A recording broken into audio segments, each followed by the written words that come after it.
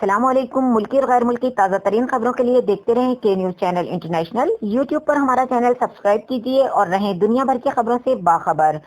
رخ کریں گے شیخوپورہ کا، جہاں سے رپورٹ کر رہے ہیں ہمارے بیورو چیف طاہر خان۔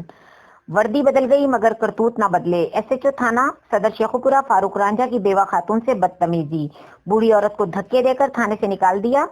تھانہ صدر کے علاقے مرزا ورکاں کی رہائشی غریب بیوہ خاتون بشیرہ بی بی کے گھر چند روز قبل چوری کی واردات ہوئی، جس کی اطلاع تھانہ صدر پولیس کو دی گئی، مگر پولیس نے کوئی کارروائی عمل میں نہ لائی اور ٹال مٹول سے کام لیتے رہے۔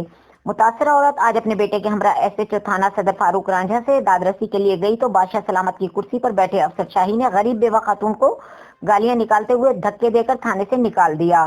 خاتون کے مطابق وہ گزشتہ 15 روز سے تھانے کے چکر لگا رہی ہیں، مگر کوئی بات نہیں سن رہا۔ تھانے جائیں تو پولیس والے گالیاں نکالتے ہیں۔ غریب خاتون کی ڈی پی او شیخوپورہ غلام مبشر میکن سے نوٹس لینے کی اپیل۔